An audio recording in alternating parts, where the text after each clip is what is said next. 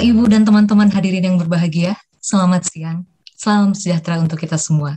Selamat datang di acara virtual Hari Studi dalam rangka Dies Natalis ke-60 FISIP Unpar yang akan dilaksanakan mulai dari hari ini tanggal 16 sampai dengan 21 Agustus 2021 dan puncaknya ada pada acara orasi yang akan dilaksanakan pada tanggal 25 Agustus 2021. Dies Natalis FISIP Unpar ke-60. Itu artinya FISIP Unpar sudah ada selama 60 tahun untuk mendidik berbagai generasi. Lulusannya sudah tersebar tidak hanya di berbagai daerah di Indonesia, namun juga sudah sampai ke penjuru dunia. Melahirkan lulusan-lulusan dengan talenta yang memiliki daya saing. Para pemimpin, para pengusaha, para akademisi, para profesional, para delegasi, musisi bahkan, dan berbagai macam profesi lainnya. Dan telah menorehkan berbagai prestasi yang membanggakan. Hari ini berbeda dengan 10, 20, bahkan 60 tahun yang lalu. Hari ini kita semua dihadapkan dengan tantangan yang jauh lebih besar lagi. Hari ini kita ada untuk menjawab dan melalui tantangan itu bersama-sama. Seperti FISIP Unpar yang sudah berusia 60 tahun dan akan mengarungi puluhan tahun yang akan datang, tentunya selalu memberikan terobosan, inovasi, dan juga kolaborasi. Kolaborasi merupakan salah satu jawaban untuk menghadapi tantangan di masa kini dan yang akan datang. Hari studi kali ini, FISIP Unpar berkolaborasi dengan Unpar Plus. Unpar Plus merupakan online learning platform dengan layanan yang berfokus pada upskilling dan professional development melalui online courses, coaching, dan juga webinar. Saya Sinta, selaku MC dan moderator acara hari ini, akan memandu Bapak, Ibu, teman-teman hadirin semua. Baik, Bapak, Ibu, teman-teman hadirin, rangkaian acara hari ini akan berlangsung hingga pukul 16 waktu Indonesia Barat. Diawali dengan kata sambutan dan pembukaan oleh Dekan FISIP Unpar, dilanjutkan dengan sesi sharing dari narasumber, kemudian sesi diskusi dan tanya-jawab. Setelah itu akan ada sesi dari perwakilan Unpar Plus dan Active 8 untuk memperkenalkan program Unpar Plus dalam pengembangan digital talent. Pertama-tama, mari kita awali acara Hari Studi ini dengan kata sambutan dan pembukaan oleh yang terhormat Dr. Pius Sugeng Prasetyo selaku Dekan FISIP Unpar. Kepada Bapak Pius, waktu dan layar kami persilahkan. Selamat siang Ibu Bapak semuanya. Semoga suara saya terdengar. Terima kasih kepada Mbak Sinta sebagai MC untuk acara kali ini. Kita bersyukur bahwa Unpar, khususnya FISIP yang merupakan bagian dari Unpar ini sudah berusia 60 tahun. Dan untuk merayakan ya, mensyukuri semua yang sudah diperoleh, yang sudah bisa dikontribusikan juga oleh FISIP Unpar ini, kita menyelenggarakan serangkaian kegiatan-kegiatan. Kegiatan yang pertama ini merupakan yang pertama kali dilakukan dalam rangka Dies, yaitu Hari Studi. Ya, dan ini merupakan hari studi yang pertama dengan tema atau judul Preparing to be a Digital Talent. Terima kasih kami sampaikan kepada pembicara Bapak Risa Fahmi ya, yang nanti akan memberikan pencerahan bagi kita semuanya di era digital ini. Oleh karena itu, FISIP Unpar di dalam Dies Natalis ke-60 ini mengambil tema membangun masyarakat digital yang bermartabat. Tentu saja ada harapan-harapan terkait dengan tema ini. Dan tentu saja perwujudan dari tema ini nanti salah satunya melalui acara Hari Studi yang kita lakukan di hari pertama ini dan nanti ada rangkaian-rangkaian berikutnya. Ya, semoga ini juga bisa memberikan kontribusi dari FISIP ya bagi masyarakat kita, untuk masyarakat yang memang sudah tidak bisa dipisahkan, suka tidak suka kita berada di dalam sebuah masyarakat digital, hanya seperti apa yang seharusnya kita akan dengarkan nanti pemaparan, pencerahan dari pembicara yang sangat kompeten ini dan memang sangat kita harapkan bisa memberikan pencerahan bagi kita. Kita bersyukur juga bahwa FISIP dalam Dies ini bisa berkolaborasi dengan Unpar Plus ya. Saya pikir ini juga merupakan perwujudan sinergitas kita ya, bahwa unit-unit yang ada di Unpar ini paling tidak FISIP dan Unpar Plus bisa bersinergi untuk melakukan kegiatan yang bisa kita ekspos keluar, yang merupakan perwujudan kontribusi Unpar secara keseluruhan dalam konteks masyarakat digital ini. Oleh karena itu kami mengucapkan terima kasih khususnya kepada Bapak Budi Husodo yang juga tentu saja memfasilitasi kita bersama ya untuk kerjasama ini. Saya pikir kami sangat bersyukur, sangat berterima kasih untuk kolaborasi ini. Semoga kolaborasi ini nanti bisa berkelanjutan ya. Artinya hal-hal apa saja yang bisa kita lakukan dalam rangka kita membangun bersama untuk memberikan kontribusi terhadap masyarakat kita melalui pembelajaran-pembelajaran dengan online platform ya. Saya pikir menjadi suatu tawaran-tawaran yang saya punya keyakinan ini yang nanti akan banyak dibutuhkan oleh masyarakat kita ketika situasinya, kondisinya, kemajuan teknologi memang ya memudahkan kita dengan cara seperti ini untuk bisa melakukan pembelajaran.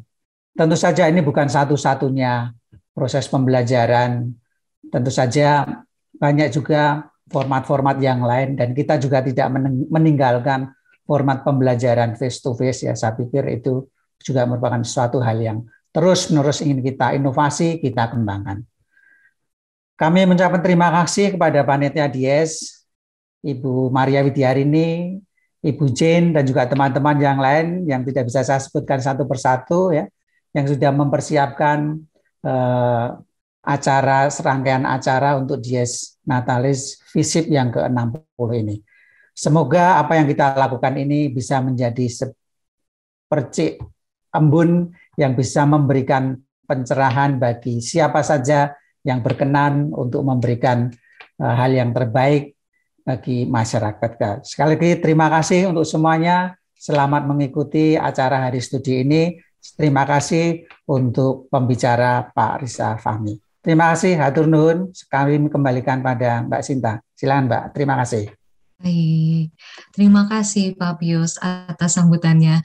Dan tentu saja mari kita bersama-sama juga berdoa dalam hati, cukup ya, mendoakan agar seluruh rangkaian acara Dies Natalis FISIP Unpar ke-60 ini dapat berjalan dengan lancar, dan kita semua diberikan kesehatan dan kemudahan dalam mengambil manfaat dari materi-materi di rangkaian acara Hari Studi ini. Preparing to be a Digital Talent merupakan topik pertama di Hari Studi sebagai bagian dari rangkaian acara Dies FISIP Unpar ke-60 yang berkolaborasi dengan Unpar Plus. Unpar Plus merupakan online learning platform dengan layanan yang berfokus pada upskilling dan professional development.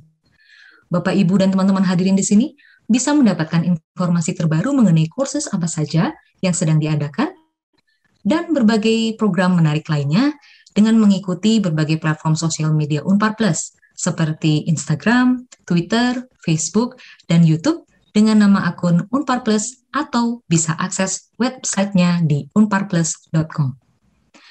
Selanjutnya, kita akan memasuki sesi sharing dari narasumber kita yang sudah hadir juga di sini.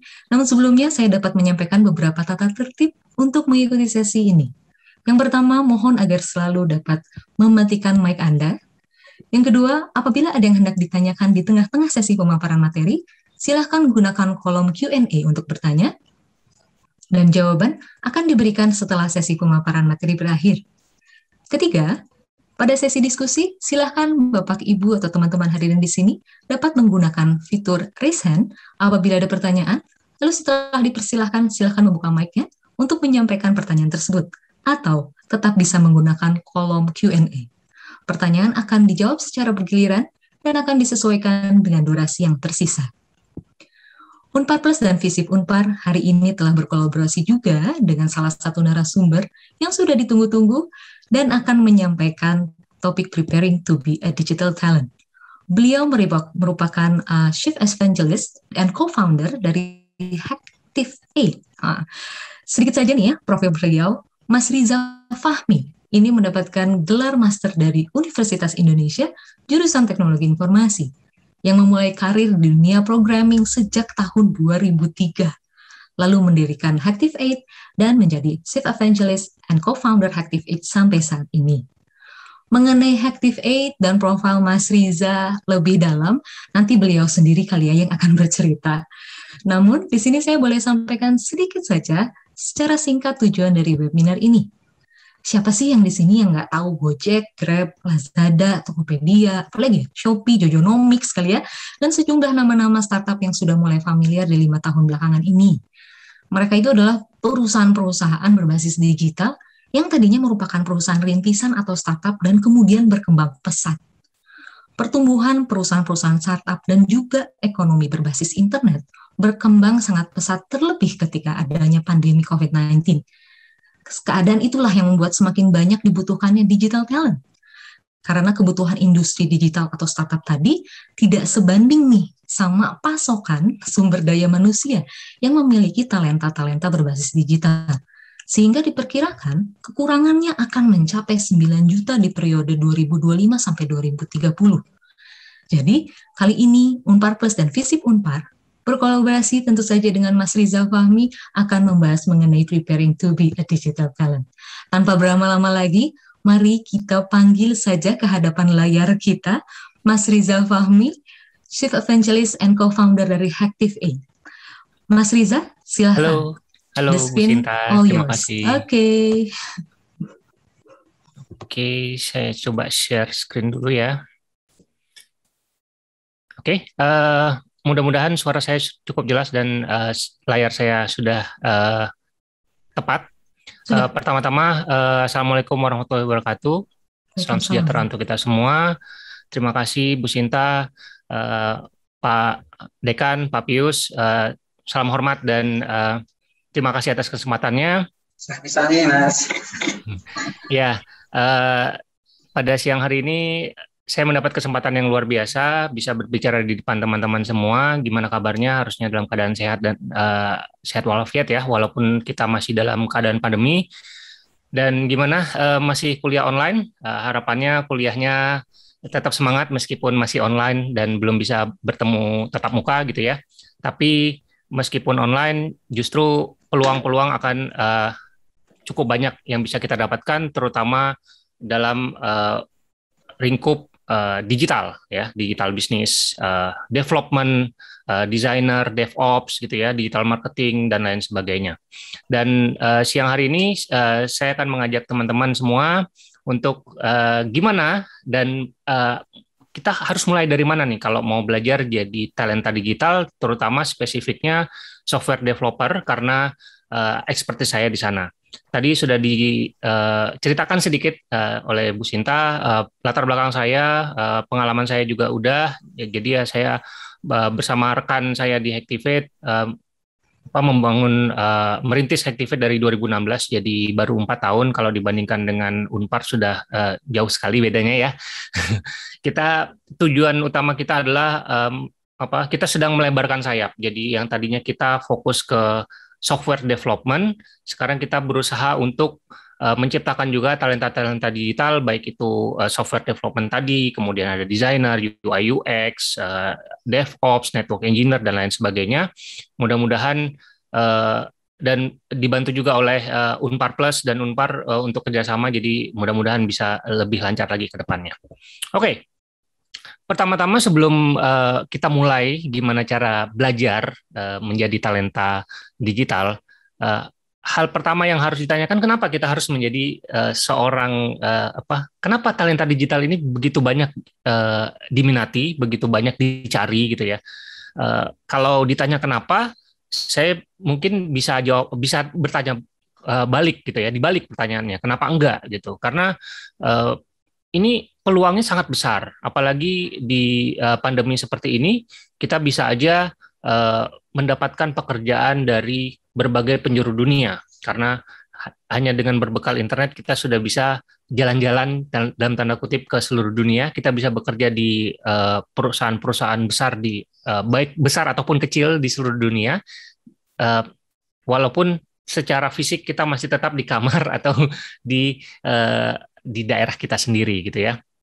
Jadi ini sangat-sangat sangat-sangat memiliki prospek yang sangat besar gitu. Dan hal pertama yang bisa saya tanyakan adalah alasannya kenapa adalah karena menjadi talenta digital itu adalah sesuatu yang tidak mudah, ya. Jadi sulit gitu. Lah, lantas kalau sulit kenapa harus kenapa kita harus menjadi talenta digital? Justru itu karena sulit. Teman-teman yang sudah tertarik ke programming, ke apapun itu gitu ya, yang termasuk ke talenta digital, ya kalau udah ada ketertarikan itu sangat bagus gitu. Justru itu yang dicari gitu. Pasti worth it untuk dipelajari. Teman-teman yang sudah mulai belajar, sudah menguasai mungkin 1-2 materi gitu, itu sudah di jalur yang tepat gitu dan tinggal dilanjutkan saja gitu. Kalau semuanya mudah, ya pasti semua orang sudah punya aplikasi, semua orang sudah punya bisnis, ya semua orang sudah bisa bikin Gojek, sudah bisa bikin Grab dan lain-lain. Udah jadi komoditas, semua orang bisa bikin. Sementara sekarang tidak sedikit orang yang ingin atau punya ide yang menarik, tapi dia tidak bisa menciptakan itu menjadi sebuah aplikasi karena ya tidak punya kemampuan, belum punya kemampuan atau belum belajar. Nah, justru itu karena susah, makanya ini adalah kesempatan buat kita, buat teman-teman yang sudah tertarik, yang sudah terlanjur belajar gitu ya, untuk dilanjutkan dan untuk berkarya di sana gitu. Kemudian untuk talenta digital sendiri, dengan kita belajar sesuatu, membuat sesuatu yang berhubungan dengan dunia digital, internet dan lain-lain, itu juga melatih logika kita dan kemampuan memecahkan masalah atau problem solving. Nah, problem solving ini adalah salah satu skill yang sangat penting, terutama kalau teman-teman tertarik ke dunia entrepreneur ya, startup, bisnis dan lain-lain, itu semua tentang problem solving. Itu baik itu kita bisa menangkap masalah dan bagaimana cara kita menyelesaikan masalah dengan teknologi, itu juga adalah sebuah skill yang sangat-sangat diperlukan gitu. Jadi dengan kita belajar programming kah, belajar UI UX dan lain-lain, semuanya itu dapat melatih kita melihat sebuah problem dan bagaimana menyelesaikannya. Ini ada contoh dari teman saya. Dia adalah CTO dari Warung Pintar, co-founder juga. Jadi yang dilakukan selama ini adalah dia cari-cari masalah, bukan ngajak berantem ya. Dia misalkan pada saat itu dia sedang atau dia baru join ke satu perusahaan atau satu komunitas. Kemudian dia cari aja masalah. Ada masalah apa sih yang bisa diselesaikan gitu. Tapi tidak berhenti di pencarian masalah gitu ya. Tapi juga mencari solusinya gitu, bukan hanya mencari masalahnya ini, tapi solusinya apa nggak ada gitu. Nah, kita pikirin juga solusinya. Ini solusi dari saya dari atas masalah ini.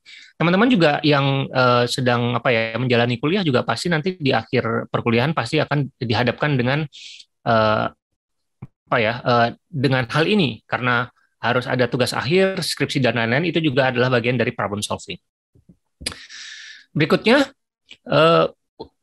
untuk menjadi talenta digital, itu juga memudahkan pekerjaan kita sehari-hari. Ada orang yang harus menulis laporan secara manual setiap hari, pekerjaannya seperti itu setiap hari. Gitu. Sementara kita yang mungkin sudah punya kemampuan untuk mengoperasikan spreadsheet, Excel, dan lain-lain, kita bisa dengan mudah untuk mengenerate laporan dalam waktu hitungan menit saja. Gitu. Jadi dengan belajar hal-hal yang berbau teknologi dan digital, kita akan mempermudah pekerjaan kita yang tadinya manual bisa menjadi otomatis. Bayangkan kalau teman-teman tadinya misalkan bekerja menjadi kasir di jalan tol. Sekarang jalan tol udah otomatis, tinggal tap langsung bisa jalan selama ada pulsanya gitu kan. Dan pekerjaan sebagai kasir itu akhirnya tergantikan oleh otomasi gitu. Kemudian untuk talenta digital sendiri itu juga dapat menumbuhkan kemampuan kita untuk bekerja sama dengan orang lain. Tentu saja tidak bisa dihindari, kita mau tidak mau, suka tidak suka, cepat atau lambat kita akan berhubungan dengan orang lain, dengan rekan satu tim, dengan teman satu kelompok, ataupun bahkan dengan rekan kerja atau bisnis. Gitu. Jadi dengan belajar menjadi talenta digital, kita bisa belajar bekerja sama. Dan ini juga salah satu kemampuan yang sangat dibutuhkan untuk entrepreneurship ya. Jadi kalau misalkan teman-teman punya ide untuk bikin produk atau startup gitu ya, kemudian kalau kita tidak punya pengetahuan yang cukup tentang dunia digital, kita buta sama sekali. Yang terjadi adalah kita meminta orang untuk bikinin sebuah aplikasi misalkan, kemudian kita tidak bisa mengira-ngira ini bisa diselesaikan dalam waktu berapa lama atau berapa cepat gitu ya. Kita mau outsource, ya kita nggak tahu biayanya berapa gitu. Akhirnya bisa aja kita dikibulin sama orang lain karena kita nggak tahu tentang hal ini. Akan tetapi jika kita memiliki setidaknya sedikit pengetahuan tentang programming atau tentang project management dan lain-lain, kita bisa tahu bahwa ini sangat mungkin dibuat dan ini sangat mungkin dibuat dalam waktu berapa lama dan kira-kira biaya yang akan dihabiskan berapa. Sehingga kita bisa punya sedikit bargaining power untuk bernegosiasi ataupun kita bisa benar-benar mencari perusahaan atau orang yang bisa membuat dan make sense ini estimasinya, bukan hanya sembarangan orang yang kita hire dan kualitasnya tidak terlalu terjamin gitulah kira-kira.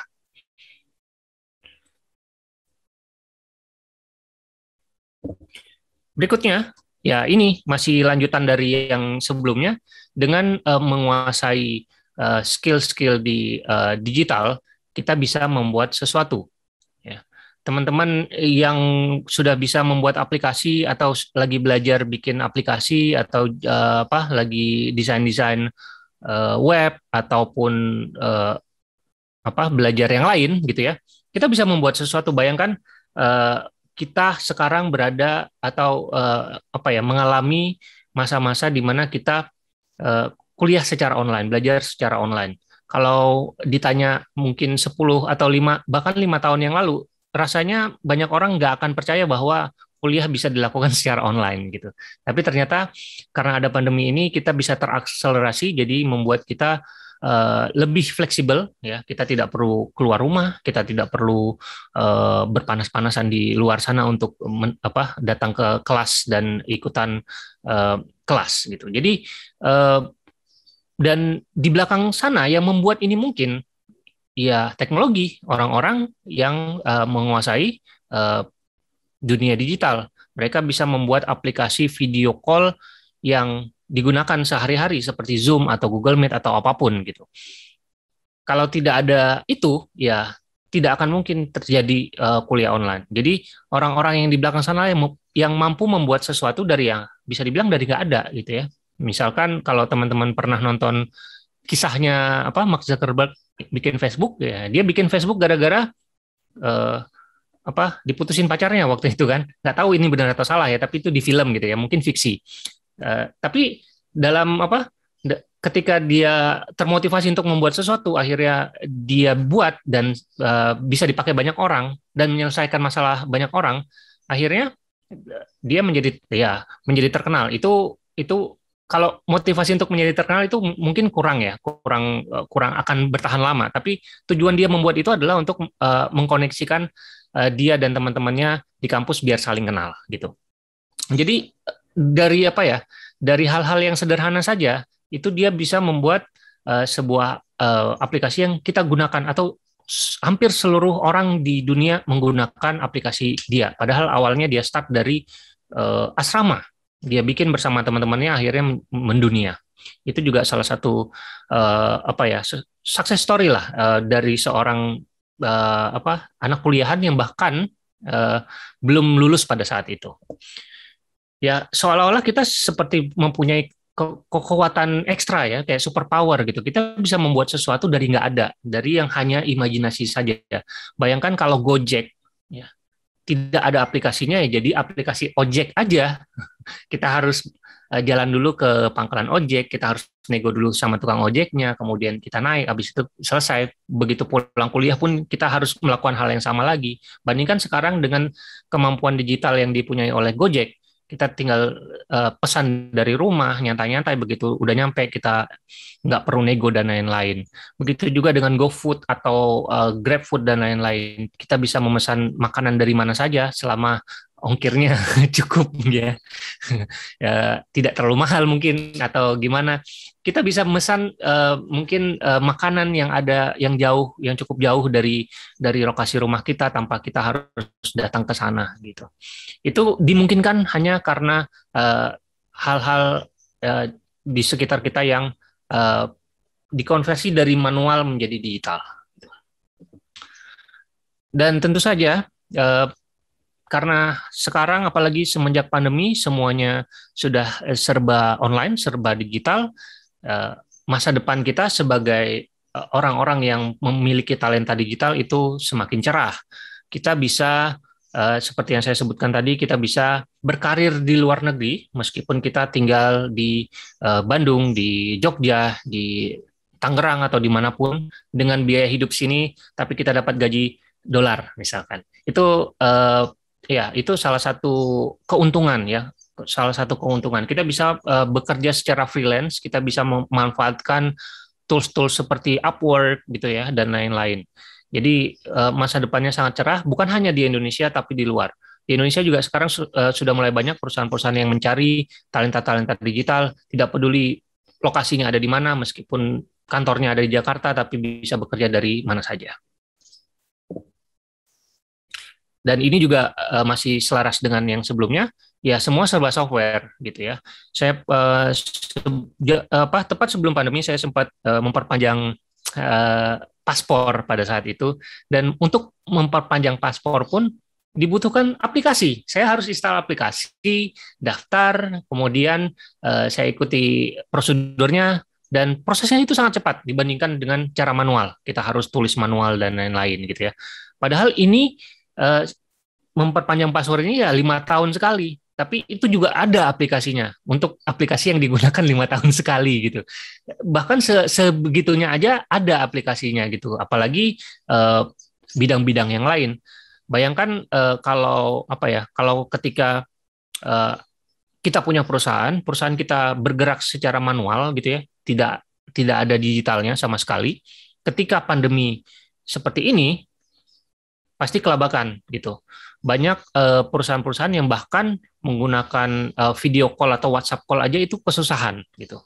Nah, itu adalah kesempatan kita gitu. Itu justru peluang buat kita untuk membuat sesuatu atau mengkreasikan sesuatu supaya mereka bisa menjalankan perusahaannya dengan lebih mudah, supaya tidak gaptek lagi gitu, tidak gagap teknologi gitu. Jadi kita berkreasi untuk mencarikan solusi buat mereka, gimana caranya supaya bisnis mereka tetap jalan, kuliah tetap lancar, dan lain sebagainya. Itu adalah tinggal kreasi kita aja gimana.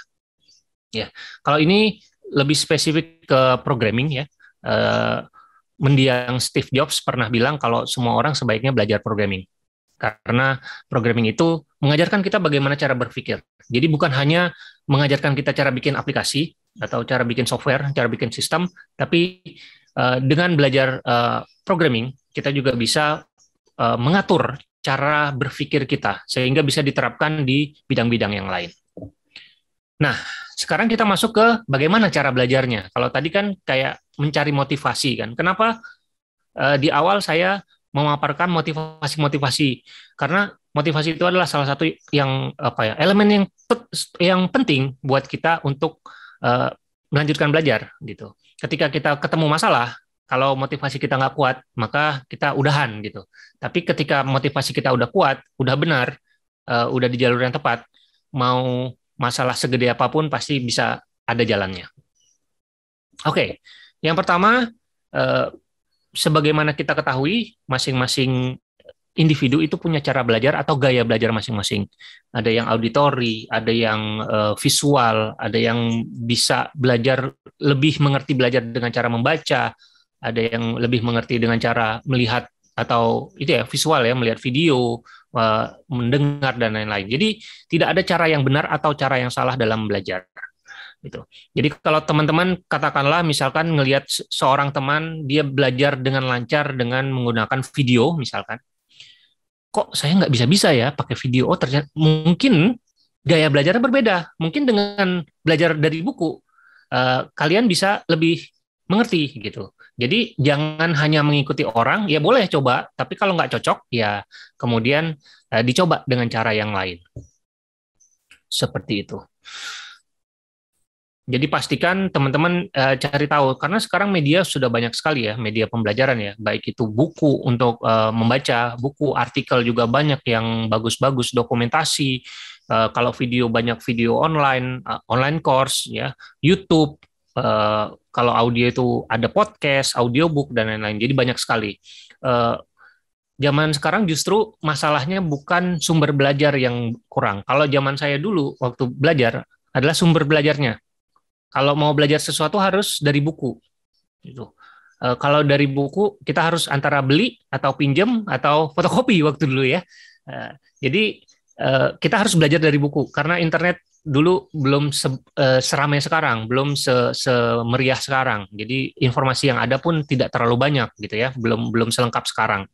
Makanya kita harus kita harus belajar dari buku. Kalau sekarang tinggal ketikan jari kita sudah bisa dapat informasi apa saja, baik yang benar ataupun yang salah gitu ya. Jadi masalahnya sekarang adalah itu, terlalu banyak informasi, kadang-kadang kita tidak tahu yang mana yang benar, yang mana yang salah gitu ya. Jadi itu yang harus kita perhatikan. Kemudian fundamental ya. Jadi mulailah dari sesuatu yang sifatnya fundamental. Jangan langsung kalau kita naik tangga, jangan langsung naik anak tangga langsung 5 gitu, jatuh nanti gitu. Jadi naik pelan-pelan, sedikit-sedikit gitu ya. Walaupun progresnya pelan, tapi akan lebih baik daripada kita jatuh gitu. Jadi ketika belajar sesuatu, kalau tidak paham, dipahami dulu, baru lanjut ke bagian berikutnya. Jangan seperti apa ya? Misalkan kita coba, wah berhasil. Ini kok bisa berhasil? Nggak tahu. Terus oh gagal, ini kenapa bisa gagal? Nggak tahu juga. Jadi tahunya apa gitu. Jadi kalau berhasil, kenapa berhasil dicari tahu, kenapa bisa berhasil. Kalau gagal, kenapa gagalnya juga dicari tahu. Jadi mungkin banyak teknologi, apalagi di dunia digital ya, teknologi, tools, alat bantu dan lain-lain itu semuanya berkembangnya sangat cepat gitu. Dalam waktu 1-2 tahun saja pasti akan ada teknologi-teknologi baru yang diciptakan untuk memudahkan hidup kita. Dan ketika banyak teknologi ini, gimana caranya supaya kita bisa catch up dengan teknologi yang terbaru? Ya, salah satu yang paling bisa kita lakukan adalah ketika kita sudah memahami fundamental, mau tool seperti apa aja, kalau kita udah tahu cara kerjanya, semua juga pasti bisa gitu. Jadi fundamental itu yang akan membuat kita bertahan, bukan kemampuan kita menguasai sebuah teknologi. Karena teknologi itu datang dan pergi gitu. Bisa aja kita belajar dengan sungguh-sungguh satu teknologi, ternyata 2 tahun lagi teknologinya udah nggak pakai lagi gitu. Akhirnya ya kita harus belajar lagi dari nol. Kalau kita punya kemampuan fundamental, tidak terkait ke teknologi tertentu, itu yang akan bertahan lama. Meskipun teknologinya datang dan pergi, kita tetap bisa, mungkin kita nggak perlu belajar dari nol, kita belajar dari 50%, 50%-nya lagi baru kita kuasai si teknologi itu. Jadi fundamental itu meskipun agak agak malas belajarnya di awal, tapi itu sangat penting. Nah, ini juga salah satu tips yang saya pribadi lakukan gitu. Jika teman-teman ingin belajar sesuatu, fokuslah belajar ke satu hal terlebih dahulu. Misalkan teman-teman ingin belajar bikin aplikasi gitu ya. Belajar satu dulu, belajar bikin aplikasi apa? Aplikasi web dulu, aplikasi mobile nanti setelahnya. Kalau tertarik belajar aplikasi mobile, belajar dulu yang satu, Android kah atau iOS kah? Jangan dua-duanya gitu, jangan sekaligus gitu. Teman-teman tertarik belajar UI dan UX, belajar UI dulu, baru belajar UX gitu. Jangan sekaligus semuanya, karena kalau sekaligus semuanya kita akan jauh lebih sulit. Ibaratnya kayak misalkan kita lomba lari gitu ya, kalau 100 meter kan kelihatan tuh garis finishnya kan. Kan kita termotivasi kan, wah dikit lagi nih gitu. Tapi kalau misalkan kita maraton 10 kilo nggak kelihatan garis finishnya, baru 1 kilo mungkin ini kapan finishnya nggak tahu gitu, karena terlalu banyak yang kita pelajari dalam satu waktu. Jadi nggak fokus. Akhirnya kita kehilangan fokus, begitu kita ketemu masalah, buyar semuanya. Jadi akhirnya nggak belajar gitu. Jadi akan lebih baik kecil-kecil ya, progresnya pendek-pendek tapi terus menerus, dan intinya tetap fokus dan semangat terus. Jangan khawatir kalau misalkan kita baru belajar fundamental terus kita baru bisa bikin aplikasi cemen gitu ya, aplikasi bikin kalkulator. Apa sih kalkulator? Sederhana sekali gitu kan. Tapi justru bayangkan, jangan apa ya, jangan istilah intinya adalah jangan bandingkan kita dengan orang lain. Misalkan ini sesama teman nih, saling belajar bikin apa ya, bikin aplikasi gitu kan. Kamu baru bisa bikin kalkulator, teman kamu udah bisa bikin aplikasi web, udah bisa bikin portfolio misalkan, bikin web portfolio gitu ya. Wah keren banget gitu. Padahal kita bandingkan dengan dia, kita nggak tahu ternyata dia udah belajar dari 2 tahun lalu gitu kan. Sementara kita baru belajar kemarin misalkan. Jadi jangan bandingkan progres kita dengan progres orang lain. Kita nggak tahu dia belajarnya seberapa lama, kita nggak tahu dia menghabiskan waktu berapa jam untuk menyelesaikan itu. Tapi bandingkan kita dengan kita yang sebelumnya. Katakanlah kita yang 2 tahun lalu bisa nggak bikin aplikasi sederhana kalkulator? Oh nggak bisa, berarti kita ada progres dong gitu. Jadi jangan bandingkan kita dengan orang lain, itu yang akan membuat kita patah semangat gitu. Karena bisa aja kita membandingkan dengan orang yang udah berkarir di dunia digital selama puluhan tahun atau beberapa tahun gitu ya. Nggak fair dong gitu. Dia sudah secara profesional melakukan itu berulang-ulang, sementara kita baru belajar gitu. Jadi nggak usah khawatir dengan karya kita yang jelek, kurang bagus, tapi bandingkan kita dengan kita yang sebelumnya. Itu akan jauh lebih lebih kelihatan progresnya dibandingkan kita bandingkan dengan orang lain. Ini ada beberapa contoh orang-orang yang lumayan prolific ya, lumayan di dunia digital. Ini adalah seorang dari Google ya. Dia mengaku bahwa sulitnya belajar programming, bahkan dia sampai belajar sampai 5 kali. Dan ini adalah AI engineer di Google juga, Google Jepang. Dan mungkin ini sedikit sedikit bercandaan, tapi menurut dia belum bisa belajar secara benar gitu, walaupun dia sudah bekerja beberapa tahun di Google ya. Dan jangan lupakan juga bahwa semua orang adalah noob ya. Jadi misalkan kalau mungkin saya expertise-nya di dunia pemrograman, tapi kalau saya disuruh perbaiki mobil, saya nggak bisa, saya noob karena saya nggak bisa perbaiki mobil gitu. Kalau saya disuruh ngajar di FISIP, ya saya nggak bisa, saya nggak menguasai gitu, saya noob gitu. Jadi jangan khawatir kalau kita noob, justru bangga bahwa saya baru belajar, saya ingin belajar, ya itu yang harus ditekankan, bukan noobnya, bukan status noobnya ini gitu ya. Jadi saya expert di satu bidang, pasti di bidang lain saya nggak bisa gitu, nggak mungkin saya bisa expert di semua bidang gitu. Jadi jangan khawatir menjadi noob, karena semua orang pasti adalah noob. Yang tadi sudah saya jelaskan juga, nggak usah khawatir kalau karya kita masih belum terlalu bagus, nggak usah khawatir masih gitu-gitu aja, karena kembali lagi bandingkan kita dengan kita yang sebelumnya, kita yang setahun yang lalu, 6 bulan yang lalu, atau 2 tahun yang lalu, apakah kita bisa melakukan itu? Kalau bisa, ya berarti kita progresnya nurun dong, bukan naik gitu kan. Jadi kita bandingkan dengan diri kita sendiri, jangan bandingkan kita dengan orang lain.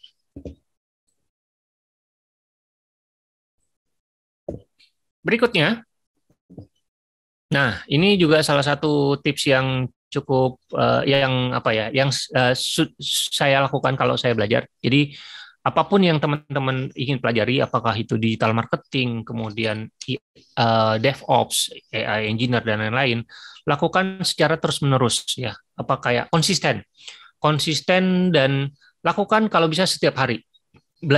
Sempatkan belajar setiap hari. Misalkan teman-teman kuliah di bidang yang lain gitu, tapi tertarik ke dunia pemrograman atau dunia digital, luangkan waktu 1-2 jam untuk belajar hal tersebut setiap hari. Dan itu yang akan membuat tanpa terasa tiba-tiba kita bisa melakukan sesuatu. Walaupun itu bisa terjadi dalam waktu yang cukup lama. Katakanlah teman-teman sehari-hari tidak ada hubungannya sama dunia digital, tapi ingin menguasai dunia, ingin belajar sesuatu ya, belajar sehari 1-2 jam gitu. Mungkin progresnya akan lama. Kalau misalkan ingin cepat ya tambah jamnya, mungkin 3 jam sehari atau 4 jam sehari atau 8 jam sehari gitu. Semakin banyak jumlah jamnya ya semakin cepat gitu. Tapi progres yang lama pun juga tetap bisa gitu. Jadi nggak ada masalah. Yang penting dilakukan secara fokus tadi dan juga secara konsisten. Dan kalau istilah katanya itu imersif, itu lakukan sebisa mungkin lakukan misalkan tadi otomasi. Ketika ada pekerjaan untuk merekap sebuah laporan, lakukan itu dengan pemrograman gitu. Memang agak berat di awal, susah memang pasti. Tapi begitu bisa itu kayaknya wah seneng banget gitu. Pasti motivasinya semakin tinggi. Misalkan kalau yang saya lakukan adalah kalau dulu saya dari rumah ke kantor atau dari kantor ke rumah itu naik motor gitu ya. Biasanya di jalan saya dengerin podcast, audio, books, dan lain-lain. Yang pada saat itu misalkan saya sedang belajar sesuatu, saya dengerin, terus sampai ke kantor, kalau saya butuh belajar, saya nonton YouTube-nya. Pokoknya lakukan sebanyak mungkin, konsumsi semua materi-materi yang berhubungan dengan apa yang mau kita pelajari. Awalnya memang nggak ngerti, ini orang ngomong apa sih gitu, nggak ngerti ini topiknya apa, karena kita belum nyampe. Tapi ketika kita sudah mempelajari lebih lanjut, dan akhirnya kita mengerti dengan topik itu, kita baru relate. Oh, ternyata yang diomongin di podcast ini toh gitu. Akhirnya kita coba dengerin lagi atau coba kita review lagi, akhirnya pengetahuan kita bertambah secara tidak kita sadari. Nah, ini juga ya kalau teman-teman kuliah pasti udah ngerti ya, SKS ya, sistem kebut semalam ya. Itu adalah salah satu metode belajar yang sangat luar biasa. Kita bisa merekap ya, materi 1 semester dalam waktu 1 malam gitu ya. Kenapa?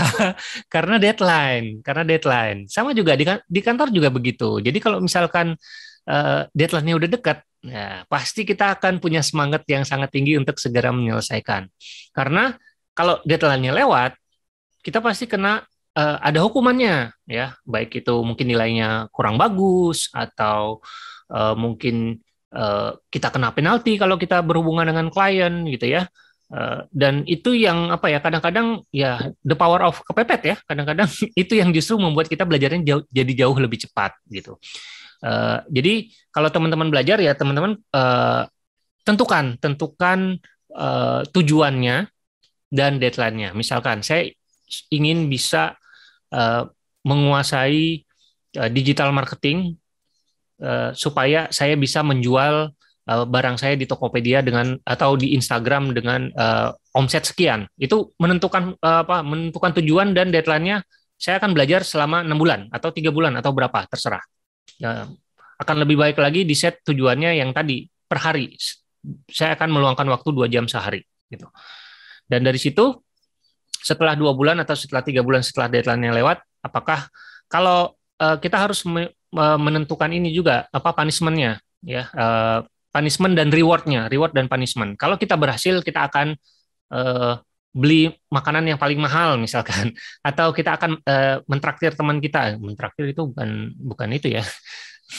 Ya pokoknya gitulah, cari hadiah gitu misalkan. Bisa beli handphone baru misalkan atau apapun.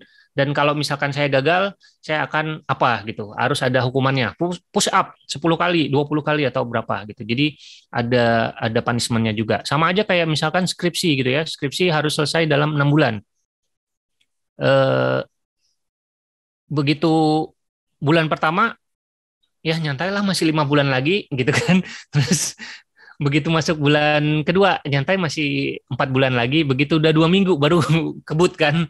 Itu juga salah satu deadline juga. Dan itu ada punishment-nya. Kalau misalkan skripsinya nggak selesai, ya kita harus ngulang, kita harus bayar lagi. Kita nggak jadi wisuda, itu juga salah satu punishment-nya. Jadi butuh reward and punishment, tujuannya supaya memotivasi kita juga. Nah, ini juga penting ya, meskipun selama pandemi mungkin untuk ketemu agak sulit gitu ya. Tapi salah satu cara belajar yang bisa kita akselerasi cara belajarnya adalah dengan cara belajar bersama-sama, atau mungkin bisa bikin studi grup lah, 3-5 orang belajar bareng satu topik yang sama, strugglingnya bareng-bareng. Kalau ada masalah itu kita nggak sendiri, kita ada teman yang bisa kita tanya, yang bisa kita kita diskusikan. Jadi jadi lebih cepat belajarnya kalau kita belajar sama-sama. Kalau di kampus kan banyak tuh komunitas-komunitas untuk belajar sesuatu ya. Jadi kalau ada kesempatan untuk join ke komunitas, ke kegiatan-kegiatan itu sangat disarankan, karena belajar bersama itu jauh lebih cepat daripada belajar sendiri.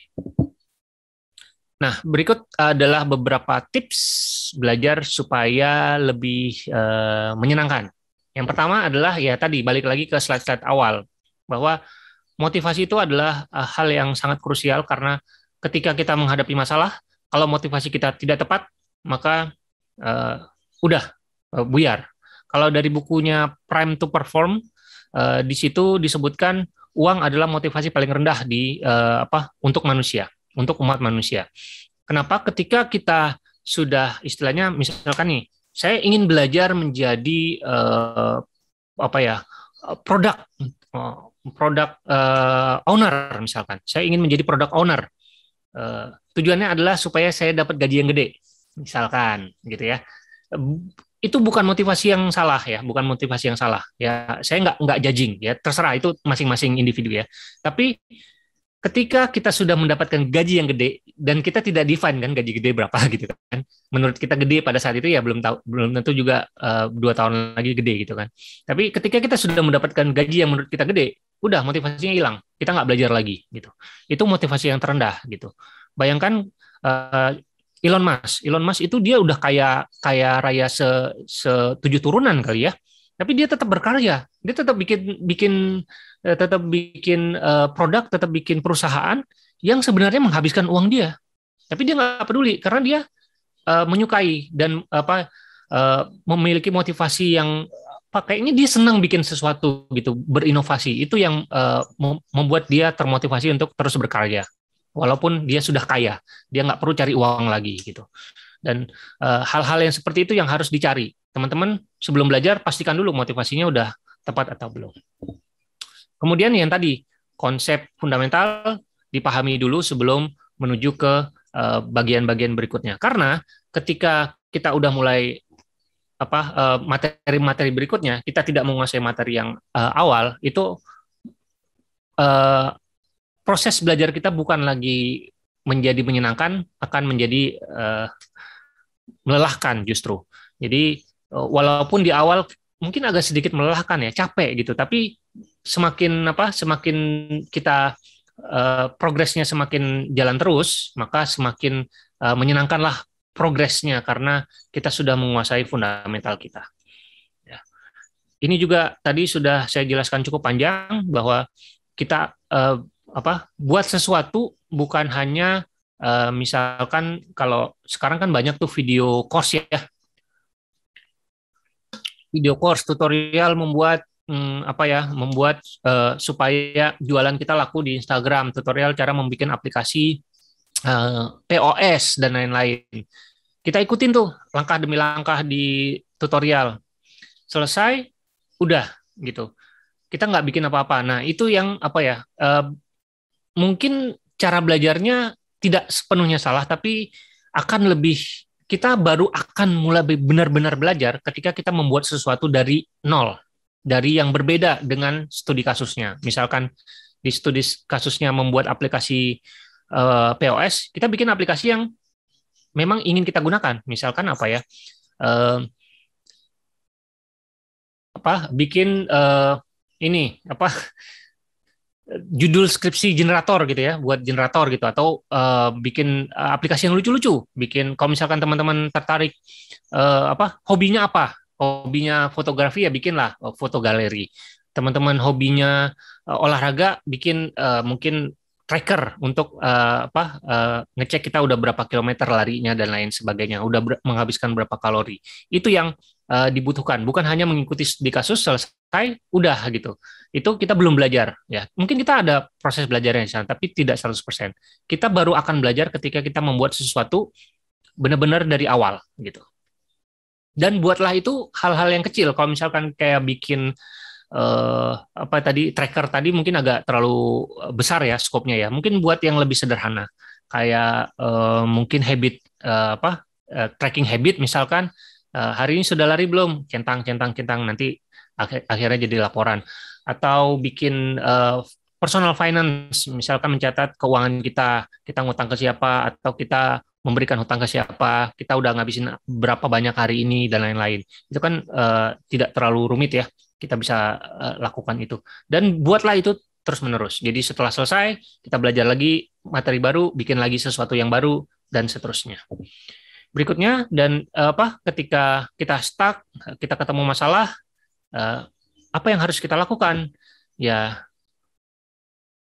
jangan lupa kalau kita ketemu masalah, definisikan masalahnya apa, gitu ya. Saya sering sekali bertemu dengan pertanyaan-pertanyaan di grup ataupun di forum-forum gitu ya. Kalau nanya itu biasanya kasih screenshot terus tanya ini kenapa ya gitu kan. Terus saya tanya balik biasanya masalahnya apa, errornya apa gitu. Padahal di situ ada pesan errornya, ada pesan kesalahannya di screenshot itu. Tapi dijawab dengan nggak tahu gitu. Jadi pastikan dulu, definisikan problemnya apa gitu. Saya lagi bikin ini, ketemu masalahnya ini, kira-kira saya kurang ngerti nih arti dari pesan error ini, tapi kira-kira kalau saya artikan secara harfiah bahasa Inggrisnya artinya ini.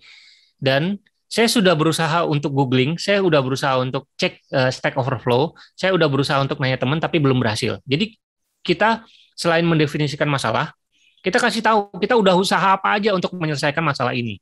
Tentu orang yang akan menjawab pasti senang dong. Wah, dia udah usaha maksimal nih, kita bantu deh gitu. Tapi coba sebaliknya, kita sekonyong-konyong tiba-tiba kasih screenshot terus kita nggak bilang apa-apa. Saya nggak tahu ini masalahnya apa, errornya apa, saya juga nggak tahu. Ini orang ada di forum, dia jawab dengan sukarela, dia tidak dibayar untuk menjawab. Mau nggak dia jawab? Ya nggak mau lah, ngapain gitu. Sementara kita yang punya masalah aja belum berusaha gitu kan. Jadi pastikan dulu problemnya jelas. Ya. Saya sedang bikin apa, masalahnya di mana. Ketika saya melakukan ini akhirnya jadi error. Gitu. Kalau bingung, ini masalahnya apa ya? Sama sekali nggak ngerti, nggak ada ide. Ini masalahnya dari mana? Coba ditelusuri satu persatu. Buktikan bahwa masalah itu adalah sesuatu yang benar, atau buktikan masalah itu adalah sesuatu yang salah. Jadi misalkan masalah itu 100%. Kalau kita buktikan dia benar atau salah, 50%. Kalau misalkan, oh masih salah, kita potong lagi, ya 25%, dan seterusnya sampai akhirnya ketemu. Jadi dipecah-pecah masalahnya menjadi masalah-masalah yang lebih kecil dan dicobain, ya, cobain baris per baris gitu ya kalau coding ya, sampai akhirnya ketemu masalah itu. Kalau memang benar-benar nggak ada ide masalahnya ada di mana, gitu. Ya, bisa usahanya dalam bentuk apa ya? Tadi googling, bisa baca dokumentasi, Stack Overflow, tanya teman yang tadi teman kelompok dan lain-lain. Kalau masih ada masalah, yaitu tanya ke orang, tanya ke komunitas, tanya ke teman satu kelompok. Kalau memungkinkan cari mentor. Tapi kembali lagi saya tekankan sekali lagi, kalau nanya ke komunitas, saya harapkan dengan sangat pertanyaannya itu cukup jelas ya, sama kayak dulu waktu mungkin SMA atau SMP itu ada diketahui, ditanya, dijawab ya, kira-kira kayak gitulah. Harus ada diketahuinya dulu, harus ada latar belakangnya dulu, konteksnya dulu, ini sedang melakukan apa, pakai apa, sedang melakukan apa, terus kemudian errornya apa. Itu pastikan etika bertanya itu ada gitu. Jangan sampai kita tiba-tiba nanya seperti tadi ya, orang yang secara volunteer mau menjawab akhirnya jadi enggan gitu ya. Beberapa resep sukses tambahan ya. Kembali lagi motivasi, dibutuhkan apa ya, niat dan passion. Passion itu apa ya? Passion itu adalah sesuatu yang kita tidak bisa menggambarkan, tapi kita suka banget sama sesuatu, yaitu passion gitu. Kemudian teman-teman harus cari tahu dulu apakah benar passion teman-teman itu di dunia digital, di dunia programming, engineering, UI UX dan lain-lain. Pastikan dulu. Gimana caranya? Cobain. Kalau nggak tahu saya passion saya di mana, cobain aja sesuatu. Bayangkan teman-teman akan bekerja melakukan hal ini setiap hari dari Senin sampai Jumat, setiap hari selama setahun atau selama 2 tahun atau selama 5 tahun gitu. Apakah teman-teman akan melakukan ini? Oh kayaknya enggak deh. Mungkin setahun habis itu bosan, ya berarti bukan passionnya, gitu kan? Jadi gitu aja. Bayangin aja dulu. Kira-kira akan menyenangkan nggak bekerja di bidang ini selama berapa tahun? Gitu. Kalau kayaknya seru deh, ya berarti itu mungkin passionnya di sana. Kemudian ya selain passion, hal yang membuat kita tetap bertahan untuk belajar adalah daya juang atau grit ya, grit. Kalau kata Dori kan just keep swimming kan, mau ada masalah apa, mau ketemu problem apa, tetap aja jalan terus, nggak peduli. Yang penting ada progresnya sedikit demi sedikit gitu.